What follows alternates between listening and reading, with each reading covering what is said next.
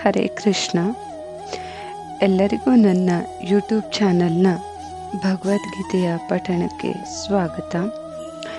ಹಿಂದಿನ ವಿಡಿಯೋದಲ್ಲಿ 12ನೇ ಅಧ್ಯಾಯದ 1ರಿಂದ 5 ಶ್ಲೋಕಗಳನ್ನು ಪಠಿಸಿದ್ದೀವಿ.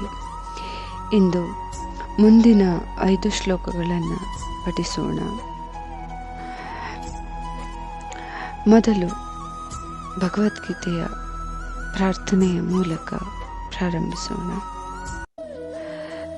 ವಸುದೇವಸುತಂ ದೇವಂ ಕಂಸಚಾಣೂರಮರ್ದನಂ ದೇವಕೀ ಪರಮಾನಂದಂ ಕೃಷ್ಣಂ ವಂದೇ ಜಗದ್ಗುರುಂ ಕೃಷ್ಣಂ ವಂದೇ ಜಗದ್ಗುರುಂ. ಈಗ 6ನೇ ಶ್ಲೋಕ. ಏತು ಸರ್ವಾಣಿ ಕರ್ಮಾಣಿ ಮಯಿ ಸನ್ಯಸ್ಯ ಮತ್ಪರಾಃ ಅನನ್ಯೇನೈವ ಯೋಗೇನ ಮಾಂ ಧ್ಯಾಯಂತ ಉಪಾಸತೆ. ಇದರ ಅನುವಾದ. ಇಲ್ಲಿ ಶ್ರೀಕೃಷ್ಣನು ಹೇಳ್ತಾನೆ, ನಿಮ್ಮ ಮನಸ್ಸನ್ನು ನನ್ನ ಮೇಲೆ ಮಾತ್ರ ಇರಿಸಿ ಮತ್ತು ನಿಮ್ಮ ಬುದ್ಧಿಯನ್ನು ನನಗೆ ಒಪ್ಪಿಸಿ.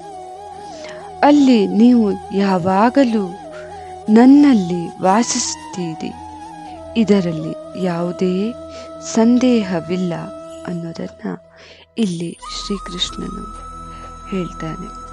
ಈಗ 7ನೇ ಶ್ಲೋಕ.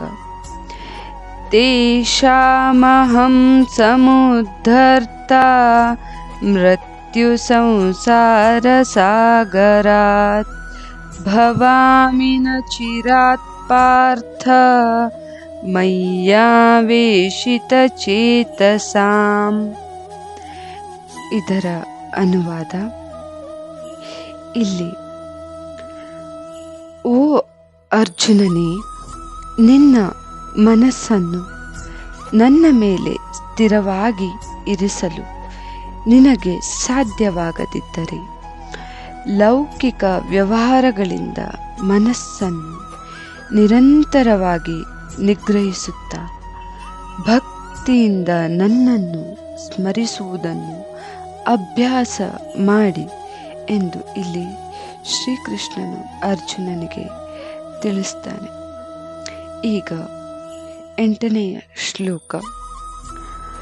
ಮಯ್ಯೇವ ಮನ ಆಧತ್ಸ್ವ ಮಯಿ ಬುದ್ಧಿಂ ನಿವೇಶಯ ನಿವಸಿಷ್ಯಸಿ ಮಯ್ಯೇವ ಅಥ ಊರ್ಧ್ವನ್ನ ಸಂಶಯಃ. ಇದರ ಅನುವಾದ.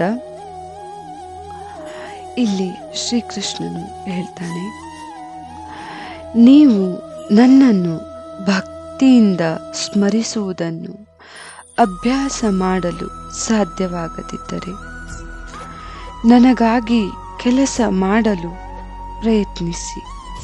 ಹೀಗೆ ನನಗೆ ಭಕ್ತಿಯ ಸೇವೆಯನ್ನು ಮಾಡುವುದರಿಂದ ನೀವು ಪರಿಪೂರ್ಣತೆಯ ಹಂತವನ್ನು ಸಾಧಿಸುವಿರಿ ಎಂದು ಇಲ್ಲಿ ಶ್ರೀಕೃಷ್ಣನು ಹೇಳ್ತಾನೆ. ಈಗ 9ನೇ ಶ್ಲೋಕ. ಅಥ ಚಿತ್ತಂ ಸಮಾಧಾತುಂ ನ ಶಕ್ನೋಷಿ ಮಯಿ ಸ್ಥಿರಂ ಅಭ್ಯಾಸ ಯೋಗೇನ ತತೋ ಮಾಮಿಚ್ಛಾಪ್ತುಂ ಧನಂಜಯಃ. ಇದರ ಅನುವಾದ. ಇಲ್ಲಿ ಶ್ರೀಕೃಷ್ಣನು ಹೇಳ್ತಾನೆ, ನೀವು ಭಕ್ತಿಯಿಂದ ನನಗಾಗಿ ಕೆಲಸ ಮಾಡಲು ಸಾಧ್ಯವಾಗದಿದ್ದರೆ ನಿಮ್ಮ ಕಾರ್ಯಗಳ ಫಲವನ್ನು ತ್ಯಜಿಸಲು ಪ್ರಯತ್ನಿಸಿ ಮತ್ತು ಆತ್ಮದಲ್ಲಿ ನೆಲೆಗೊಳ್ಳಿ ಎನ್ನುವುದನ್ನು ಇಲ್ಲಿ ಶ್ರೀಕೃಷ್ಣನು ತಿಳಿಸ್ತಾನೆ. ಈಗ 10ನೆಯ ಶ್ಲೋಕ. ಅಭ್ಯಾಸೇಪ್ಯಸಮರ್ಥೋಸಿ ಮತ್ಕರ್ಮ ಪರಮೋ ಭವ ಮದರ್ಥಮಪಿ ಕರ್ಮಾಣಿ ಕುರ್ವನ್ ಸಿದ್ಧಿಮವಾಪ್ಸ್ಯಸಿ. ಇದರ ಅನುವಾದ: ಇಲ್ಲಿ ಶ್ರೀಕೃಷ್ಣನು ಹೇಳ್ತಾನೆ, ಯಾಂತ್ರಿಕ ಅಭ್ಯಾಸಕ್ಕಿಂತ ಜ್ಞಾನವು ಉತ್ತಮವಾಗಿದೆ, ಜ್ಞಾನಕ್ಕಿಂತ ಧ್ಯಾನ ಉತ್ತಮವಾಗಿದೆ. ಕರ್ಮಗಳ ಫಲವನ್ನು ತ್ಯಜಿಸುವುದು ಧ್ಯಾನಕ್ಕಿಂತ ಉತ್ತಮವಾಗಿದೆ, ಏಕೆಂದರೆ ಶಾಂತಿಯು ಅಂತಹ ತ್ಯಾಗವನ್ನು ತಕ್ಷಣವೇ ಅನುಸರಿಸುತ್ತದೆ ಎನ್ನುವುದನ್ನು ಇಲ್ಲಿ ಶ್ರೀಕೃಷ್ಣನು ತಿಳಿಸ್ತಾನೆ. ಇಲ್ಲಿಗೆ ಈ ಭಗವದ್ಗೀತೆಯ ಶ್ಲೋಕಗಳನ್ನು ಇಲ್ಲಿಗೆ ನಾನು ಮುಗಿಸ್ತೇನೆ. ಮುಂದಿನ ಶ್ಲೋಕಗಳನ್ನು ಮುಂದಿನ ವಿಡಿಯೋದಲ್ಲಿ ಪಠಿಸೋಣ. ಯಾರೆಲ್ಲ ನನ್ನ ಯೂಟ್ಯೂಬ್ ಚಾನಲ್ ಸಬ್ಸ್ಕ್ರೈಬ್ ಆಗಿಲ್ಲವೋ ಅವರೆಲ್ಲ ಸಬ್ಸ್ಕ್ರೈಬ್ ಅನ್ನು ಮಾಡಿ ಅಂತ ಹೇಳ್ತೇನೆ. ಹಾಗೂ ಪಕ್ಕದಲ್ಲಿರುವಂತಹ ಬೆಲ್ ಐಕಾನನ್ನು ಕ್ಲಿಕ್ ಮಾಡಿ, ಲೈಕ್ ಮಾಡಿ, ಶೇರ್ ಮಾಡಿ ಹಾಗೂ ನನ್ನನ್ನು ಪ್ರೋತ್ಸಾಹಿಸಿ. ಧನ್ಯವಾದಗಳು.